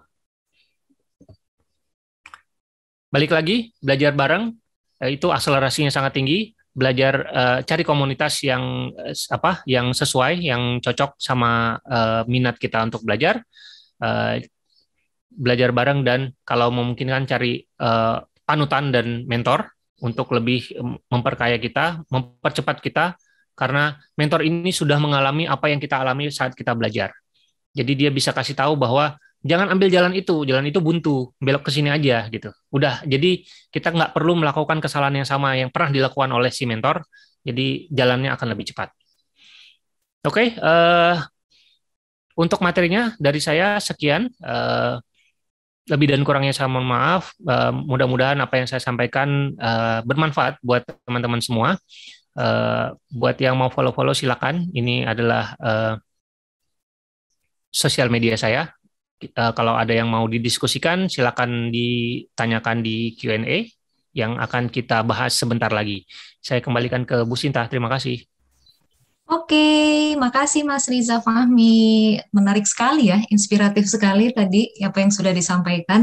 Jadi preparing to be a digital talent sebenarnya fundamentalnya harus kuat dulu nih, motivasinya, niatnya gitu ya. Dan tadi bisa dimulai juga dari mencari masalah-masalah yang sederhana dan kemudian dicari juga solusinya. Tadi dikatakan kata Mas Riza, kitanya juga harus konsisten belajar, konsisten mencari tahu gitu ya. Meskipun teknologi itu sendiri sebenarnya datang dan pergi ya. Datang dan pergi itu kayak lagunya Diana Nasution. Aduh, ketahuan umur referensinya tua banget gue. Ya kalau mahasiswa mungkin tahu Elo nggak? Nah itu di remake sama Elo ya. Kalau nggak tahu juga maaf ya, referensinya ketuaan. Oke, nah dari tadi itu semua sudah ada yang mulai bertanya nih Mas Riza di kolom Q&A kita ya, ada 5 penanya. Yang pertama itu saya nggak bisa lihat di sini dari siapanya, tapi kayaknya pertanyaannya aja ya kali ya. Boleh. Mas Riza, bisa nggak di-share info learning path secara best practice nih ya, untuk persiapan supaya nantinya berhasil bekerja ataupun juga berkecimpung sebagai digital talent gitu. Oke, terima kasih pertanyaannya. Learning path ini sebenarnya ya karena digital talent ini kan gede ya. Ada yang tadi saya sebutkan ya, ada software development, ada mobile development, ada designer, ada DevOps, digital marketing, UI UX, product development dan lain-lain ya. Jadi cari tahu dulu kamu tuh tertariknya di digital talent yang bagian mana. Misalkan kalau saya karena expertise-nya di software development, di software development itu ada learning path learning path yang bisa yang bisa dipelajari, apakah mau back end, mau front end, mau DevOps dan lain-lain, itu ada di internet, tinggal dicari. Nah, kalau untuk yang lain juga saya yakin ada, UI UX juga ada, itu machine learning, AI itu juga udah ada. Di komunitas juga udah banyak beredar learning path yang bisa dipelajari. Jadi cari tahu dulu tertariknya kemana, dan kemudian dari situ baru bisa di search aja, di search di Google atau di mesin pencari lainnya, seperti itu. Oke, berarti dicari tahu dulu justru tertariknya kemana gitu ya? Iya, betul. Oke, pertanyaan yang kedua nih Mas. Ada nggak kualifikasi ini dari Ibu Triana kalau nggak salah tadi ya? Ada persyaratan, ada kualifikasi minimum untuk belajar programming nggak, Mas? Usia berapa yang paling tepat untuk belajar programming? Kemudian, apakah orang yang sudah berusia lanjut senior itu ya, yang sudah senior bisa belajar programming? Oke. Ya, jadi sebenarnya secara kualifikasi sih nggak ada ya. Kapan waktu yang tepat ya, secepat mungkin gitu. Ada dulu sempat ada anak 12 tahun yang mau daftar ke Hactivate, walaupun akhirnya nggak berhasil karena Hactivate itu coding bootcamp-nya kan cukup intensif dan memang didesain untuk orang yang siap kerja ya. Jadi karena dia masih 12 tahun, mungkin jiwa profesionalnya belum ada, akhirnya dia nggak berhasil lanjut gitu. Tapi anak umur 12 tahun udah bisa gitu. Itu yang paling muda yang pernah saya alami. Ada yang lebih muda lagi sebenarnya, tapi ya salah satu yang saya alami. Saya di Hactivate juga pernah kita punya lulusan SMK. Begitu lulus Hactivate, dia kita hire sebagai mentor, instruktur. Pada saat dia ngajar, ada student yang berumur hampir 40 tahun. Jadi yang ngajarnya 17 tahun, 18 tahun, yang belajar itu umur 40 tahun. Jadi sebenarnya umur hanyalah angka gitu ya. Kalau emang ada niat belajar, silakan dipelajari saja. Walaupun memang mungkin diakui semakin senior kita ya pasti daya tangkap kita semakin dibandingkan sama yang lain semakin berkurang. Tapi kembali lagi, jangan bandingkan kita sama orang lain, tapi apa yang mau kita capai, apa yang mau kita tuju, itu yang lebih penting gitu. Jadi bisa belajar programming itu ya seperti saya sebutkan tadi, programming ini adalah sekarang komoditas, sudah jadi komoditas, bukan jadi bukan jadi pekerjaan, bukan hanya sebagai pekerjaan aja gitu. Kita dokter, tapi kita bisa bikin aplikasi. Kita orang pajak, orang ekonom, psikolog dan lain-lain, tapi bisa punya hobi bikin aplikasi atau apapun yang berhubungan dengan talenta digital. Jadi semua orang bisa belajar pemrograman dan bisa belajar kapanpun gitu. Tidak ada kata terlambat. Berarti kualifikasi minimumnya nggak ada ya? Jadi seperti misalkan kalau kita tidak ada background IT sama sekali gitu loh, Mas. Oh, misalkan banyak. Kalau dari lulusan Hactivate banyak. Banyak yang tidak background IT, banyak sekali. Jadi hampir 50% itu non IT. Oh, oke. Berarti tidak menutup kemungkinan ya. Jadi semuanya belajar dari nol gitu ya. Semuanya belajar dari nol. Oh, oke, menarik juga nih. Berarti ini jadi tertarik juga nih, meskipun saya belum nemu passion juga sih. Dan juga tidak mengenal umur gitu ya. Jadi silahkan saja yang mau dari mulai ya muda sampai dengan sudah senior ya. Jadi kita nggak boleh ngomong tua, harus sudah senior yang berpengalaman gitu. Silahkan ikutan gitu ya, Mas Riza ya. Oke, lanjut pertanyaan selanjutnya nih. Dari Timothy, Mas, kalau mau tanya dong, kalau dari sudut pandang industri digital, apa ekspektasi perusahaan, berarti ekspektasi perusahaan digital nih ya, terhadap para lulusan universitas terkait dengan talenta digital itu sendiri? Wah, menarik sekali nih pertanyaannya Timothy. Karena banyak artikel yang beredar, banyak yang bilang katanya lulusan kampus itu belum sesuai dengan standar industri gitu. Karena sebenarnya itu adalah hal yang bisa dibilang kalau mau diambil positifnya adalah industri teknologi di Indonesia itu sedang maju, sedang pesat-pesatnya gitu ya, terutama dengan adanya Unicorn, Gojek, GoTo sekarang ya. Kemudian kemarin Bukalapak juga baru IPO, terus Tokopedia Tokopedia udah tadi ya, Gojek sama Tokopedia dan lain-lain lah ya, pokoknya yang unicorn itu. Nah, gara-gara mereka akhirnya kita terakselerasi teknologi industri teknologi kita. Makanya Gojek itu di awal terpaksa harus hire banyak engineer dari India atau dari negara lain. Kenapa? Karena hampir belum ada engineer di Indonesia yang mampu melakukan scaling sebesar Gojek. Ya, bikin aplikasi yang digunakan sebanyak usernya Gojek saat itu. Makanya mereka butuh tenaga dari luar, karena tenaga dari luar sudah terbiasa melakukan itu untuk perusahaan-perusahaan Amerika dan di seluruh dunia gitu. Jadi gara-gara terakselerasi itu, banyak konsep-konsep di dunia industri yang mungkin belum masuk sepenuhnya ke dunia dunia akademis atau ke kampus gitu. Makanya kalau teman-teman yang saat ini sedang kuliah, saran saya ya coba bekali, tambah ilmu selain kuliah, tapi tambah juga ilmu-ilmu di luar materi kuliah yang berhubungan dengan dunia industri. Gampangnya gini, misalkan Timothy tertarik nih, pengen join misalkan Traveloka misalkan, karena suka traveling dan suka bikin aplikasi misalnya ya. Lihat aja lowongan di Traveloka itu untuk software engineer misalkan, atau untuk product owner atau apapun yang tertarik ya, pengen nanti suatu saat pengen ke sana gitu, pengen apply ke sana misalkan, atau mau lebih mendunia lagi, Google atau Facebook atau apapun. Lihat aja lowongannya, kira-kira teknologi apa yang belum dikuasai, kemudian coba pelajari. Dari situ nanti akan kelihatan gap-nya yang kurang di mana, yang sudah dipelajari yang di mana, jadi kita bisa introspeksi juga, seperti itu. Oke. Nah, nyambung juga nih sama pertanyaan Timo tadi gitu ya Pak, Mas Riza ya. Berarti kalau misalkan dari sudut perusahaan digital itu prioritasnya apa aja sih skill yang memang lagi hot-hotnya gitu ya? Digital talent apa sih dari urutan prioritas gitu loh Mas, 1-3 lah. Kalau di industri itu yang cukup banyak diharapkan ya, selain hard skill kemampuan fundamental ya, ya kalau karena saya di programming, jadi saya sebutnya programming gitu ya, fundamental programming.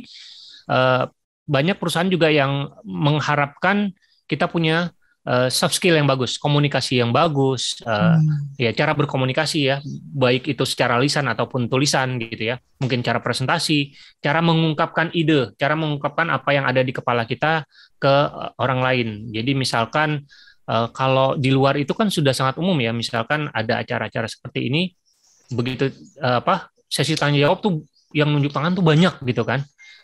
Mereka tidak ragu-ragu untuk mengungkapkan pendapat mereka, ide, feedback dan lain-lain gitu. Kalau di sini kan ya mungkin sekarang udah lebih baik ya, tapi kalau beberapa tahun yang lalu itu masih malu-malu dan lain-lain gitu ya. Nah, itu juga salah satunya yang diharapkan dari fresh graduate, harapannya adalah mereka mau speak up gitu. Kadang-kadang kalau kalau pada saat interview gitu ya, itu si yang menginterview itu kadang-kadang suka berharap kita nanya gitu, walaupun dia nggak ngasih tahu secara langsung, tapi mereka berharap kita nanya supaya ada komunikasi, ada diskusi, bukan hanya kayak antar yang menginterview dengan yang diinterview gitu, tapi lebih ke diskusi gitu. Jadi selain mengasah skill fundamental, hard skill dan lain-lain, juga mungkin teman-teman harus menambah skill dengan soft skill juga gitu. Soft skill ya tadi komunikasi, bagaimana cara menulis ya. Karena ya apalagi online begini ya. Semuanya ya antara kita tatap muka secara online atau kita menulis di chat, email dan lain-lain. Jadi cara kita mengungkapkan ide dengan tulisan juga itu juga sangat penting. Oke, berarti termasuk seperti menerjemahkan data gitu kali ya Mas ya. Betul. Dapat mengkomunikasikannya ke klien gitu ya. Itu juga dibutuhkan daya analisa juga, di situ dibutuhkan soft skill juga ya Mas ya. Iya, kan kadang-kadang misalkan klien minta sesuatu gitu ya. bisa nggak ini dibikin kayak gini? Kalau kita sebagai apa ya, yang anak teknik biasanya kan jawabnya kan kayak eksak kan, nggak bisa gitu kan. Tapi kalau bisnis kan nggak boleh nggak boleh jawab nggak bisa kan. Artinya itu peluang kita hilang gitu kan. Mungkin cara menjawabnya itu ya ada teknik tersendiri kan. Misalkan oh ya walaupun nggak bisa dalam hati bisa, tapi akan seperti ini, seperti ini, seperti ini gitu kan. Biasanya seperti itu kan. Jadi kayak ngeles lah gitu. Ya, itu kan teknik juga kan, teknik komunikasi. Daripada kita jawab nggak bisa terus akhirnya ya udah batal. Ya kita akhirnya peluang jadi hilang gitu kan. Akan lebih baik kalau ada dicari jalan tengahnya, diskusi. Kenapa kok mintanya seperti ini? Alasannya kenapa gitu? Karena secara teknologi mungkin ini belum bisa diterapkan sekarang. Tapi kalau gimana kalau kita bikin seperti ini, mungkin akan lebih baik dan lebih cepat juga jadinya.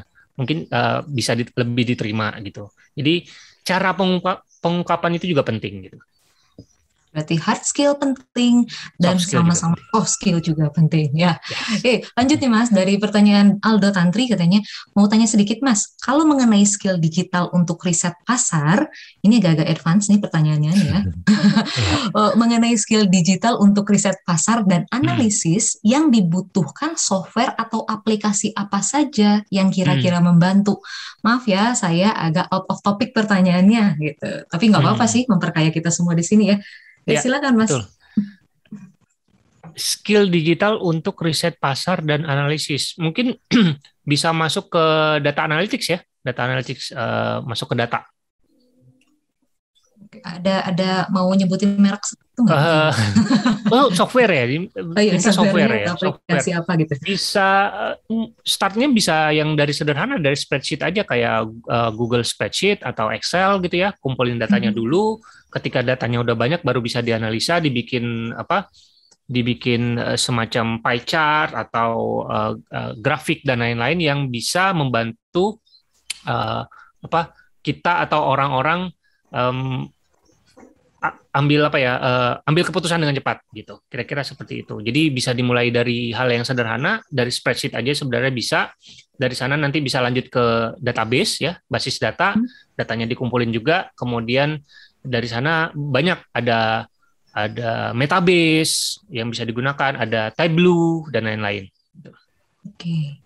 Ya, jadi itu kalau misalkan yang berbayar gitu Mas, ada nggak yang pernah jadi rekomendasi? Tableau tadi itu berbayar Tableau. Oke, itu ada ya. Berarti tadi sudah ada pilihannya dari mulai yang sederhana sampai dengan yang berbayar. Tadi sudah disebutkan semua Miss Riza ya. Oke, dari Ibu Maria, mau tanya, kalau lulusan administrasi bisnis, kira-kira skill apa yang harus ditambahkan? Nah, sebenarnya tadi nyangkut juga sama yang tadi tuh, Mas. Tapi skill apa nih yang harus ditambahkan? Karena ini untuk lulusan administrasi bisnis yang notabene memang tidak ada mata kuliah untuk yang tadi, skill hard skill yang tadi gitu loh, Mas. Oke.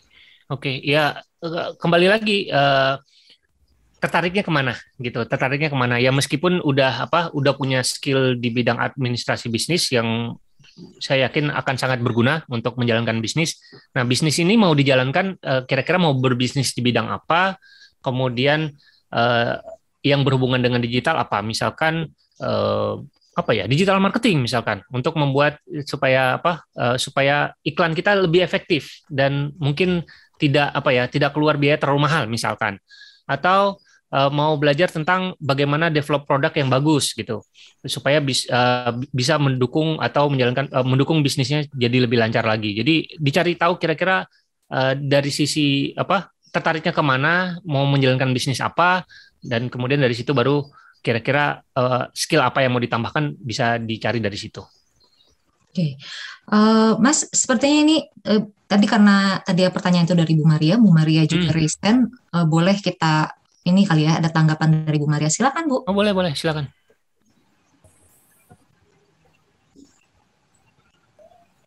Mas Rista. Halo. Bu Sinta nih. Nah, aku pengennya spesifik, Mas. Jadi gini, kan kalau di kami itu belajarnya kan ada yang fungsional. Ya. Jadi, kayak ada yang belajar strategik. Nah, kira-kira digital literasi seperti apakah hard skill yang dibutuhkan untuk mereka, sehingga kalau mereka kemudian bekerja di industri yang memang basisnya adalah tech based, itu mereka bisa catch up gitu Mas, bisa cepet gitu. Kan ada itu ada kalau marketing kan mudah ya Mas ya, biasanya larinya ke digital marketing. marketing, rata-rata pada Iya. jarang itu. Nah, yang Iya. jarang tersentuh itu kayak yang di bidang operation, supply chain gitu ya. Kemudian di bagian strategi. Kemudian kalau HR kan ada tuh HR analitik. Nanti juga aku pengen nanya, kalau HR analitik itu mereka harus punya kemampuan yang seperti apa gitu yang dibutuhkan gitu. Oke, jujur aja saya kurang tahu ya jawabannya. Tapi mungkin gini, kalau saya boleh tahu yang apa lulusan-lulusan administrasi bisnis ini kalau lulus itu biasanya bekerjanya sebagai apa? Role-nya apa? Ada yang dia memang jadi entry pebisnis kayak gitu ya Mas ya. Pebisnis ya.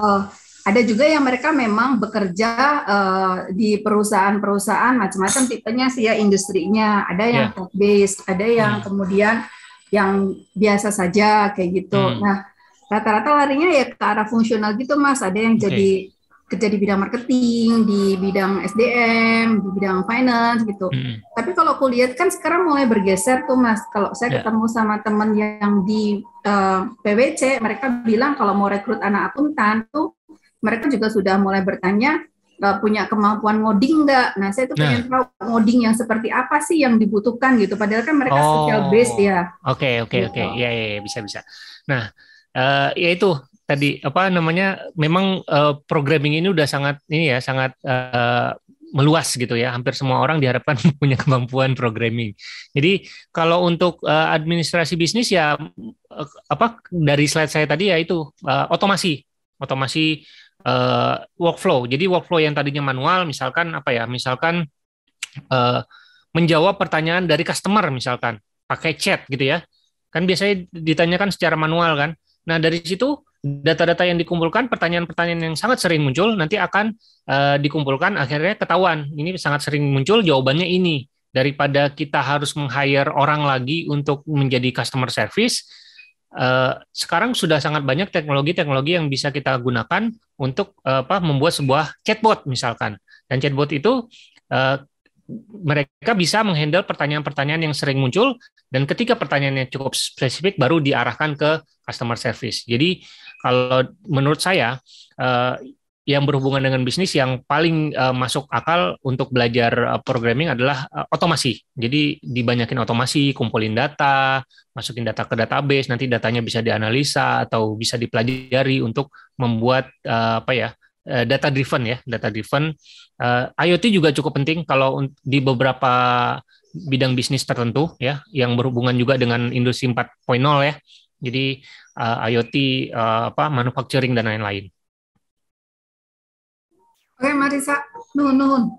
Oke, terima kasih. Oke, Mas Risa. Jadi tadi otomasi juga bisa jadi meringkaskan bisnis proses juga ya, Mas ya? Iya, betul. Oke, ini nanti ada yang raise hand juga, tapi bacain dulu yang di Q&A, baru kita ke yang raise hand ya.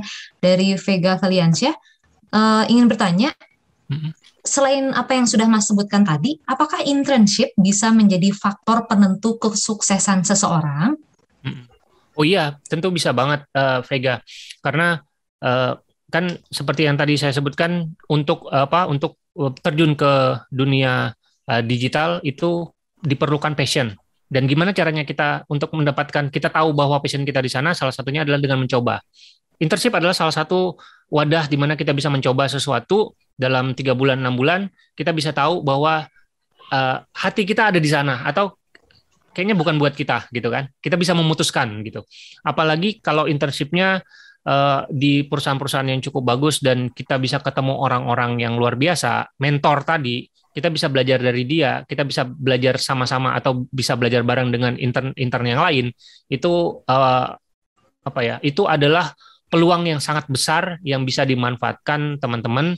Makanya kalau ada kesempatan untuk magang atau internship, coba diambil aja. Oke, berarti ya selama ada kesempatan itu ya, sebaiknya dipergunakan sebaik-baik mungkin gitu. Internship juga bisa menambahkan pengalaman, bisa dimasukin di CV juga. Oh iya, kan? Tentu saja. Ya, nanti untuk bisa menambah ini lagi, lebih dilirik lagi oleh para pencari kerja. Betul, selain itu juga nambah networking kan, jaringan. Iya, nah itu sebenarnya yang penting ya, networkingnya itu. Yes. Oke, ini sekarang kita ke yang sudah raise hand, ada Siti Amelia Sari. Silahkan, Siti. boleh open mic, diinikan saja pertanyaannya apa.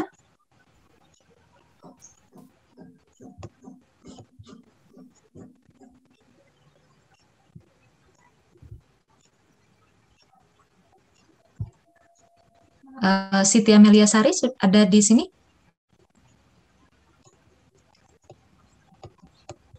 Kalau sepertinya sudah hilang. Mungkin tadi. Oh, ini ada lagi. Oke, Siti, silahkan di-unmute saja. Silahkan bisa disampaikan pertanyaannya kepada Mas Riza.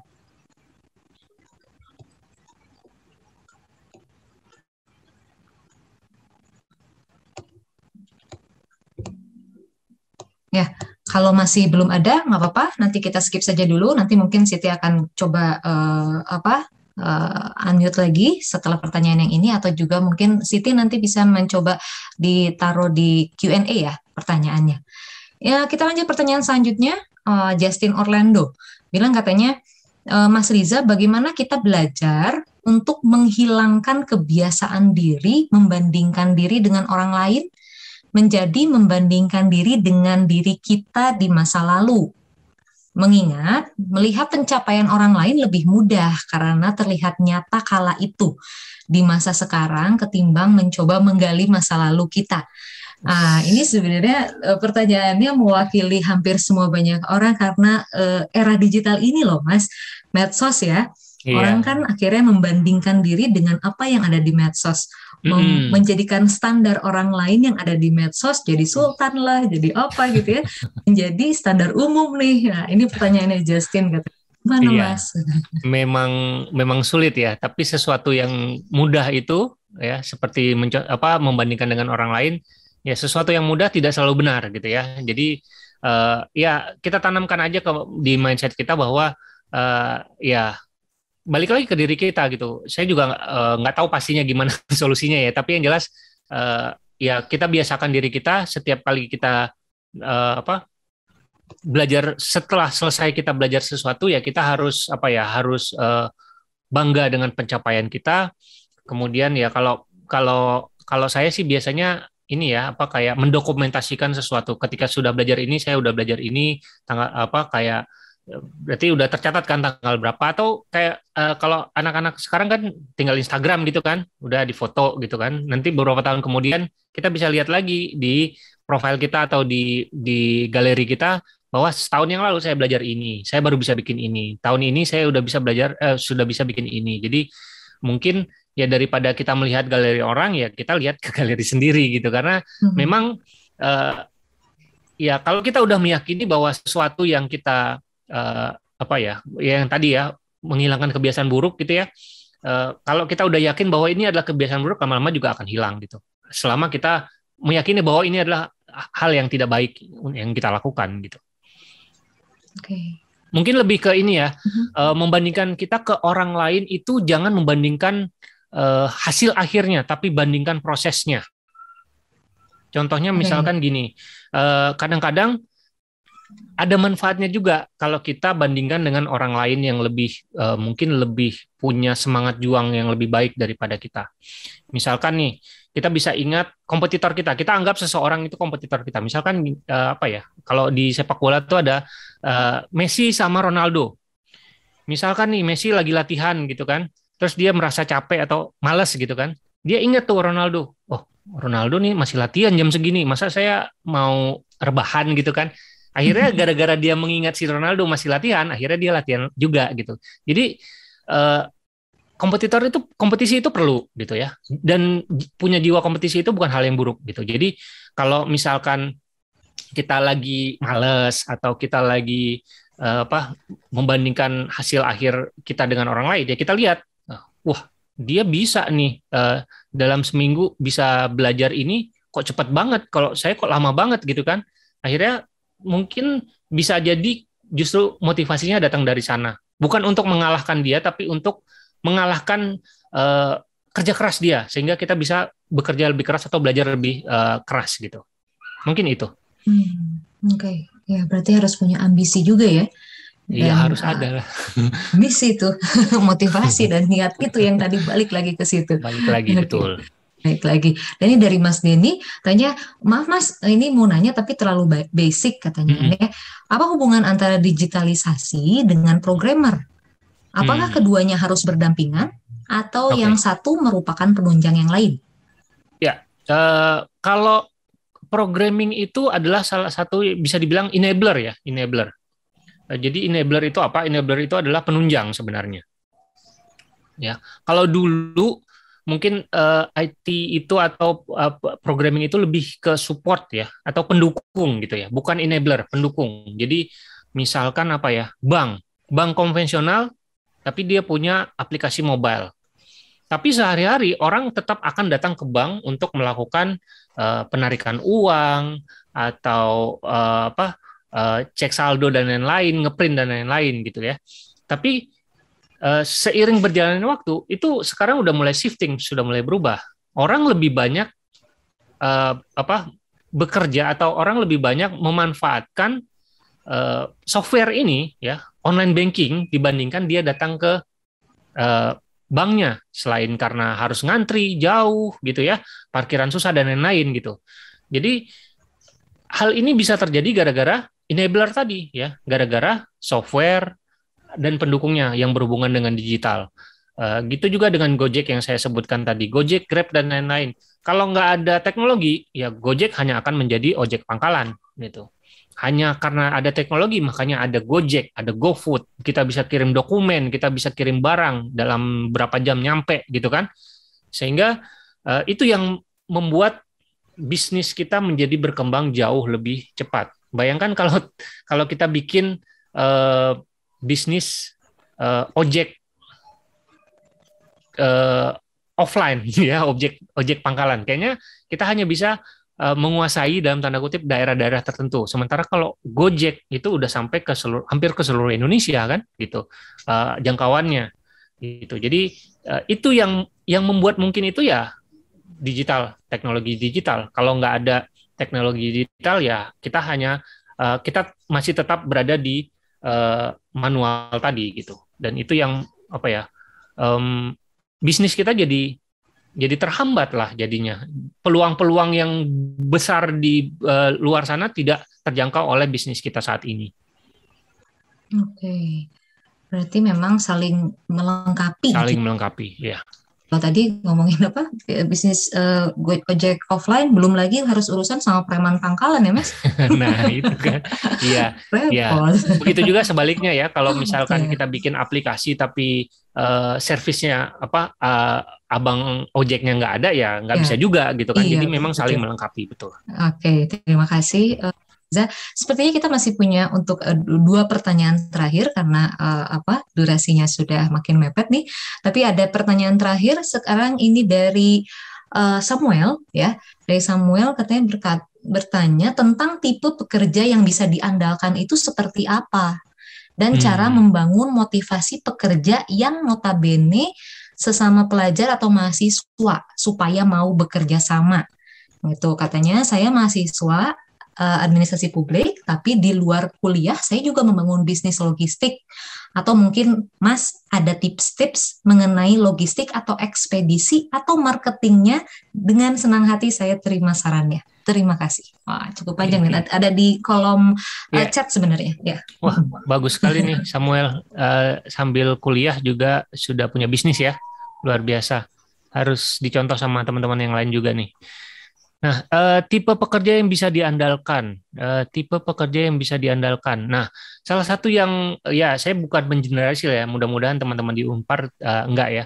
Biasanya kalau anak kuliah dikasih pekerjaan misalkan untuk membangun software atau apa, itu biasanya yang paling umum terjadi adalah biasanya suka kabur di tengah jalan atau di akhir project gitu ya.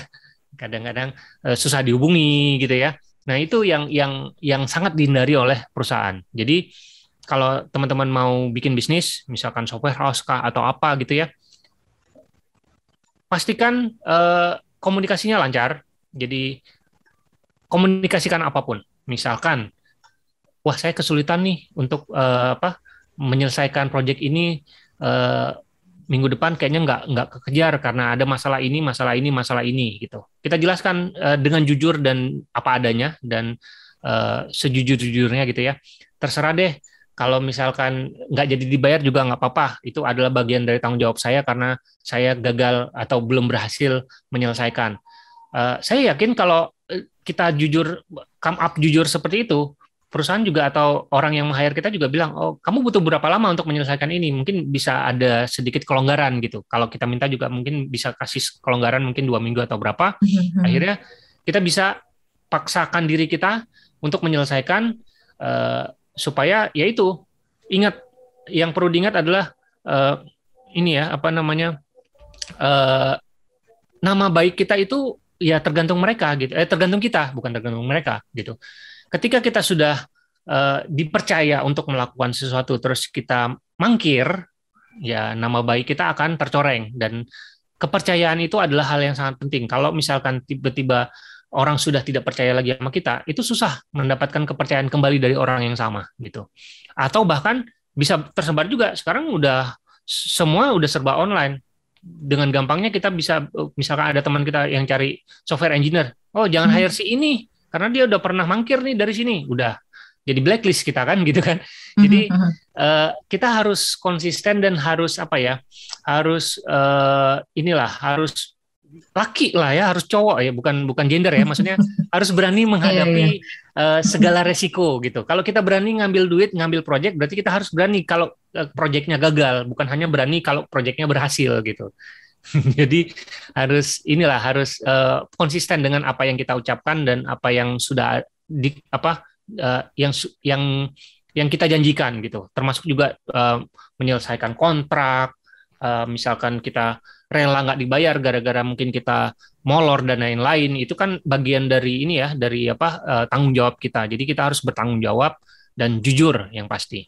Oke, berarti punya integrity ya Mas ya? Integrity, betul sekali. Ya harus tanggung jawab, integrity. Berarti itu masuk semua ke attitude-nya tuh, berarti harus bagus tuh ya.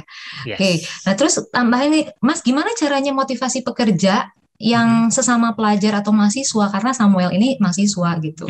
Ya, mungkin punya pekerja mahasiswa juga, tapi gimana cara, karena sama-sama mahasiswa nih biasa aja gitu kan ya, gimana caranya untuk memotivasi mereka gitu?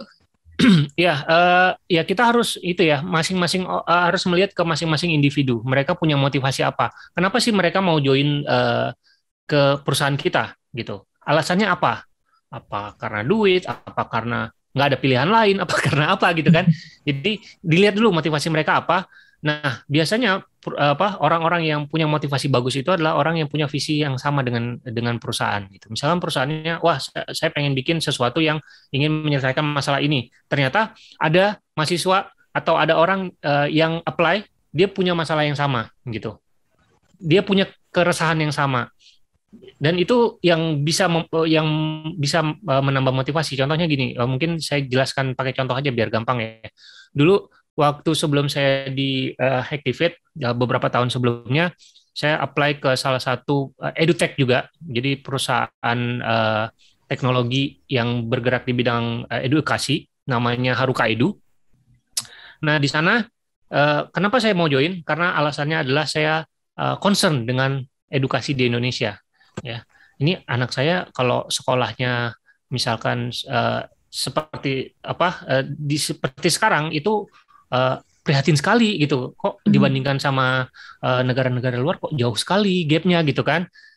Kira-kira apa yang saya bisa lakukan? Nah, motivasi itu yang membuat saya ingin join, dan begitu ditanyakan sama pemilik perusahaan pada saat itu, ya dia klik karena ini kita visinya kurang lebih sama nih, walaupun ya yang problem yang akan di-solve sama si Haruka Edu itu bukan anak K12, bukan anak SD sampai SMA, tapi kuliah gitu. Tapi secara umum kan visinya sama-sama punya concern di dunia pendidikan gitu. Jadi cari orang yang punya visi yang searah lah gitu. Walaupun mungkin sedikit berbeda ya, nggak harus sama persis gitu. Nggak mungkin lah kita bisa punya visi yang sama persis gitu kan. Tapi yang searah, yang satu pemikiran, kira-kira seperti itu.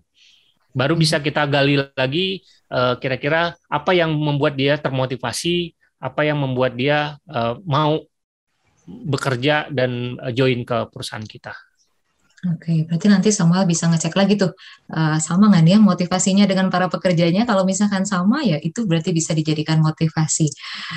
Itu juga Mas, Samuel nanyain dia kan bisnis di logistik nih ya, Hmm, ada nggak tips untuk marketingnya gitu loh, untuk logistik ya.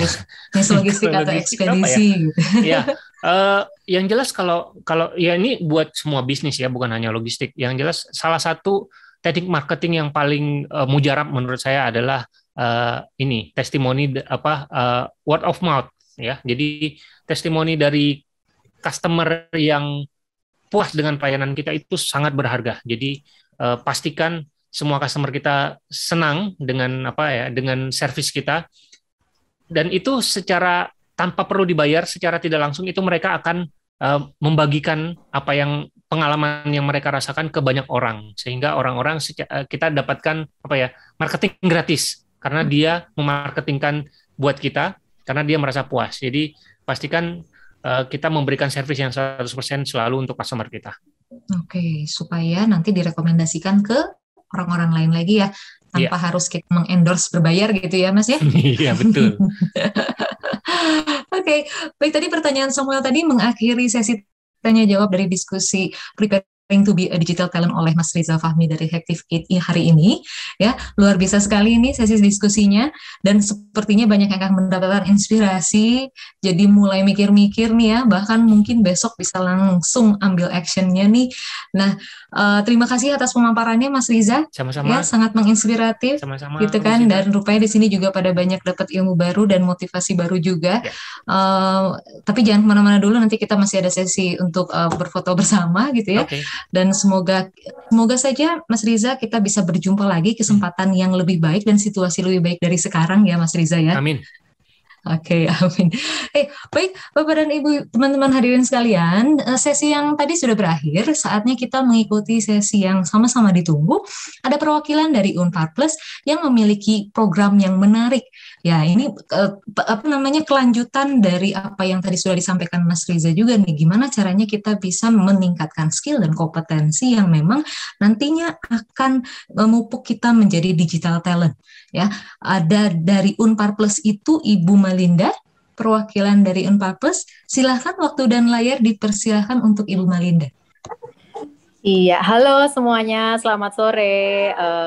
Sore ini rame banget ya, tadi pada semangat juga belajar gitu ya, gimana sih digital itu sangat berperan gitu sekarang. Nah, mungkin menjawab pertanyaan teman-teman tadi juga, gimana sih caranya, misalnya saya nggak ada background IT nih, tapi saya pingin belajar tentang programming atau tentang IT yang lain gitu, atau ada juga yang tadi bertanya ya, bagaimana sih, skill apa sih yang harus saya miliki sekarang gitu, kalau misalnya saya baru mau mulai nih berbelok ke arah digital gitu. Nah, mungkin ini salah satu jawabannya gitu ya. Jadi dari Unpar Plus sendiri akan melaksanakan program baru yang bernama Bootcamp Enabler. Jadi di sini teman-teman yang pengen belajar lebih dalam atau baru akan mengenal programming, itu bisa banget untuk join di programnya. Programnya sendiri nanti berlangsung selama 4 bulan. Ada fase persiapan juga, jadi akan benar-benar belajar programming dari nol gitu ya. Jadi jangan khawatir, tadi kalau ada yang bertanya, mungkin tadi Bu Sinta juga nanya ya, kalau misalnya saya nggak ada background IT, bisa nggak saya belajar programming nih? Jawabannya adalah bisa. Termasuk di program Unpar Plus ini juga, bagi yang nggak ada background IT sama sekali, itu bisa banget. Karena ada fase persiapan di fase 0, kemudian nanti akan ada fase 1, fase 2, dan fase 3. Jadi benar-benar akan belajar dari nol sampai benar-benar menguasai tentang programming. Nah, buktinya nanti juga di akhir program akan diminta untuk membuat final project gitu ya. Projectnya sendiri tentu saja berkaitan dengan programming yang sudah dipelajari. Nah, selain itu nanti juga akan ada engineer empathy, itu lebih detail lagi nih, bagaimana sih di dunia engineer tuh nanti ke depannya, apa sih yang akan dihadapi gitu. Itu juga akan di-share gitu ya, melalui program Unpar Plus ini. Dan yang paling penting, mungkin banyak yang bertanya-tanya ya, berapa sih harganya untuk mengikuti program ini? Teman-teman bisa langsung cek melalui website yang sudah di-share di screen saat ini. Nah, dan ada promo khusus untuk teman-teman yang mendaftar. Jadi biaya programnya ini bisa dicicil gitu. Jadi mungkin yang mau mencicil atau ada kendala untuk pembayaran tuh bisa banget mengajukan cicilan gitu. Jadi ini kesempatan yang sangat menarik buat teman-teman semua di sini, karena memang saat ini kan emang sangat penting ya kalau sudah dijelaskan sama Mas Riza tadi. Nah, inilah jawabannya dari Unpar Plus mengadakan program Bootcamp Enabler. Buat teman-teman langsung aja masuk ke websitenya dan bisa melihat-lihat lebih dalam lagi, termasuk download silabusnya. Kalau pengen tahu kira-kira akan belajar apa saja sih selama 4 bulan, itu bisa langsung masuk ke websitenya. Mungkin kalau ada pertanyaan boleh juga kalau mau ditanyakan di chat box ya, nanti akan kita bantu jawab. Mungkin tuh kurang lebih singkat aja. Yang jelas ini adalah salah satu tips dan trik kalau teman-teman mau belajar programming. Thank you semua, selamat sore. Oke, terima kasih Bu Malinda. Oke, nah tadi berarti bisa menjawab ya. Tadi juga sebenarnya pasti banyak yang nanya-nanya nih, gimana ya mau internship, gimana ya mau kerja di perusahaan-perusahaan berbasis digital itu kalau misalkan memang tidak ada background IT sama sekali gitu ya. Dan ternyata Unpar Plus punya jawabannya. Hore! Ya, dan lengkap banget ya dari mulai basic itu ya tadi ya kalau saya lihat ya. Betul. Itu berarti dalam kurun waktu berapa lama, Bu Malinda? Bisa 4 bulan, Bu Sinta. Wih, cepat dong.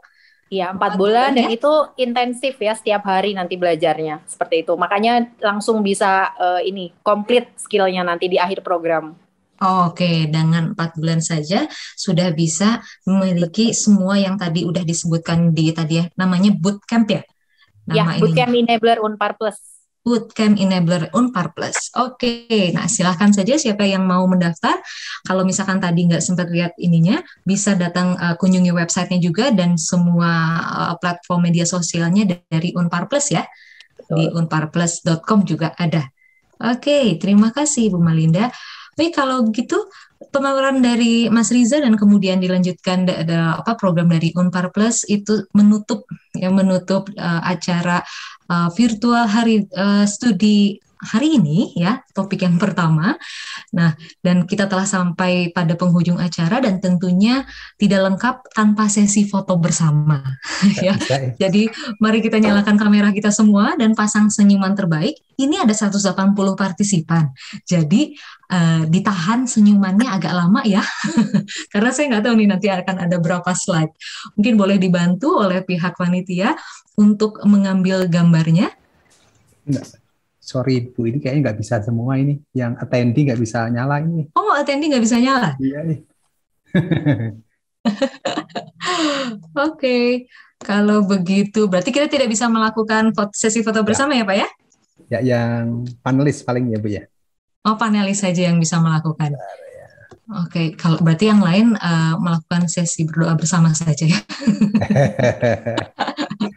Oke, gimana nih Pak Budi? Mau dilakukan sesi foto bersama saja sekarang? Ya, boleh. Oke. Minta dinyalakan teman-teman.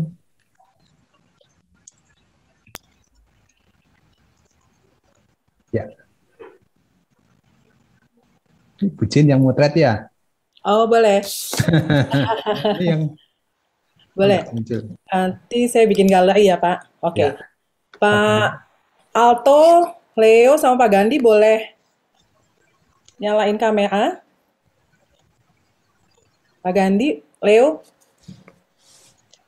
Hilang. Kita disaksikan oleh 173. Ya, yang ada aja. Oke, 1, 2, 3. Ya. Oh, masih belum bisa katanya. Siapa Alto? Cin? Ya. Tunggu. Bukan saya, Bu. Oh, udah? Sama Alto? Enggak, bukan. Itu Mas Leo yang nggak bisa. Oh iya, Leo ya? Terusnya bisa. Sebentar. Oke. 1, 2, 3. Oke. Kayak lagi? 1, 2, 3. Oke. Ya. Sip, udah Pak Budi, nanti saya share ke Pak Budi. Ya, Oke, terima kasih. Terima kasih teman-teman yang dan jangan lupa juga jangan lupa juga hari studi ini masih terima akan. Kasih, Ayo. Pak Risa. Terima kasih Pak Risa. Jin. Ya, terima kasih kepada para partisipan dan juga para narasumber. Mungkin jangan lupa juga hari studi ini masih akan berlanjut sampai dengan tanggal 21 Agustus 2021. Silakan daftar diri Anda dan nantikan acara hari studi selanjutnya, tentu saja dengan kehadiran para narasumber-narasumber yang lainnya dan topik-topik menarik lainnya. Terima kasih, kami mohon pamit undur diri, mohon dimaafkan apabila ada kesalahan dan ketersinggungan, kami mohon dimaafkan. Baik, kalau begitu sampai jumpa lagi di acara hari studi selanjutnya. Sampai jumpa, selamat sore. Sampai jumpa. Terima kasih. Selamat sore semuanya. Terima kasih Pak Terima Disa. kasih semua. Terima kasih Pak Budi Makasih, dan teman-teman. Dan Pak Budi, atur Yo, Pak Pak Budi. Pius. Makasih Pak Pius.